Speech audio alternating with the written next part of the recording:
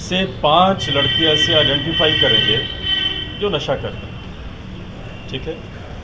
किसी को लगता है मेरे मोहल्ले में 8 हो सकते हैं तो 8 भी कर सकता है।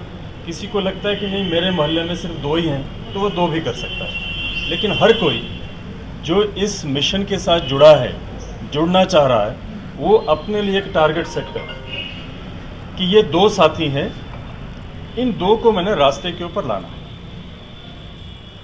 ठीक, पहली चीज़ तो ये करनी है कि मैं टारगेट सेट करूं, 2, 3, 4, 5 हर कोई। जब टारगेट सेट हो गया फिर देखना है कि ये नशे में क्यों पड़ा है। क्या इसके कोई साथी ऐसे इसके साथ जुड़े जिसके कारण जुड़ा, या इसके ऊपर कोई कमाई का प्रेशर रहता है इसलिए इसके साथ जुड़ गया, ठीक है, या इसको कहीं गलत ढंग से पैसा कमाने की लत लग गई है इस वजह से इसके साथ जुड़ा। तो वो कारण सारे के सारे आपको समझ में आने चाहिए।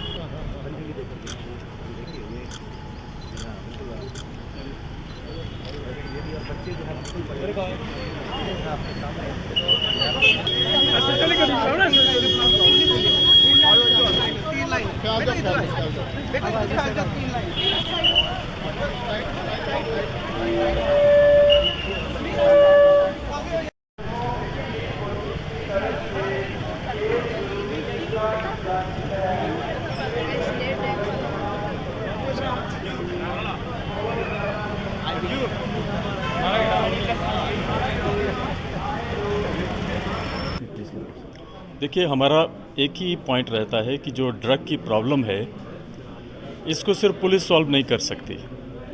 ड्रग की प्रॉब्लम सोसाइटी की प्रॉब्लम, कौन नशा कर रहा है और क्यों कर रहा है ये जानना बहुत ज़रूरी है।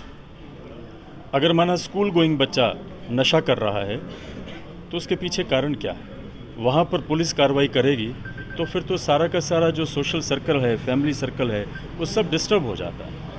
तो कहीं ना कहीं पेरेंट्स की भी जिम्मेवारी बनती है। जिसने पढ़ाई पूरी कर ली, पढ़ाई करने के बाद उसको रोज़गार नहीं मिल रहा है, अब उसके पीयर ग्रुप का उसके ऊपर प्रेशर है कि हाँ जी तुमने कमाई करनी है, अपनी कमाई को बढ़ाना है, तो एक वो अलग रीज़न है। उसके लिए पुलिस जो उसके ऊपर और अगर कोई कार्रवाई करेगी तो जो उसकी और जीवन की कुछ उम्मीदें थी वो भी ख़त्म हो जाती हैं, कम हो जाती हैं। तो इसलिए सोसाइटी के हर सेक्शन का कुछ ना कुछ रोल बनता है जो कि इसमें कंट्रीब्यूट करे। इसलिए ये जो एक रैली वाला पार्ट है जो आज निकाल रहे हैं, इसका मकसद सिर्फ एक मैसेज देना है कि हम सभी, मेरे अड़ोस पड़ोस में, मेरे परिवार में अगर कोई नशे की चपेट में आया है तो हम उसका कारण जानें, कारण को दूर करने में प्रशासन की मदद करें और अपनी ओर से भी जो हमारा हो सकता है उसमें हम कंट्रीब्यूट करें। मैंने ये कहा कि हर किसी को जो भी अपने आप को जिम्मेवार नागरिक समझता है वो एक अपना कोई ना कोई एक साथी चुने।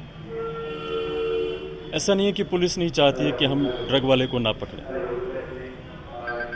आपको वो जो साथी चुनना है वो कांस्टेबल भी हो सकता है, कोई ऑफिसर भी हो सकता है, कोई सिविल में भी हो सकता है, कोई जो इस मूवमेंट का हिस्सा है, ऐसे एक्टिविस्ट लोग वो भी हो सकते हैं। अगर आप उनसे भी शेयर करते हैं और हमारे पास वो पहुंच जाती है, उसके ऊपर यकीनन कार्रवाई होगी और जो भी खबर ऐसी देने वाला है उसकी जो सिक्योरिटी है वो हम देखेंगे। सर देखिए, जो भी काम होगा तो कानून के दायरे में ही, और सुधरने का मौका भी कानून देता है। अगर कोई ऐसा समझता है कि नहीं मुझसे गलती हुई है तो वो नॉर्मल ज़िंदगी जीना चाहिए, उसके लिए कोई प्रॉब्लम नहीं आनी चाहिए। कई बार ये भी रहता है कि कोई सामान्य ज़िंदगी जी रहा है, एक पुरानी छाप उसकी चली रहती है कि हाँ जी ये बदमाश है जी, ऐसा है जी, तो कई बार चाहते हुए नॉर्मल ज़िंदगी नहीं जी पाता है। तो कहीं ना कहीं समाज को उसके लिए भी सोचने की ज़रूरत है कि अगर कोई सामान्य ज़िंदगी जीना शुरू हो गया है तो उसको जीने दिया जाए।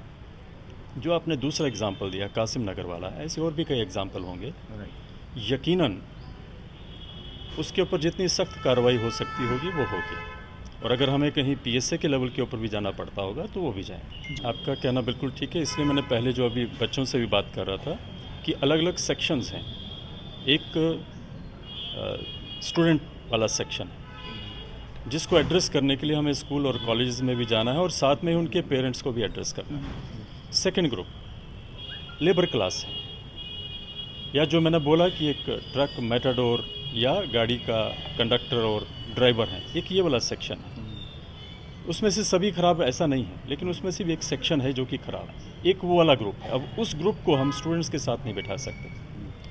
फिर एक ऐसा ग्रुप है जो कहीं ना कहीं इसकी चपेट में आया, वापस आ भी गया, लेकिन अब उसकी सिचुएशन ऐसी है, ना उसको पुराना अपना सर्कल मिलता है और कहीं ना कहीं दोबारा से वही पुराने वाले साथी मिलते हैं तो दोबारा उसकी डायरेक्शन में जाने की कोशिश, तो वो वाला एक विक्टिम सेक्शन है। ये तीसरा ग्रुप है। तो इन अलग अलग ग्रुप्स के लिए अलग अलग स्ट्रेटजी बनाए जाने की ज़रूरत है।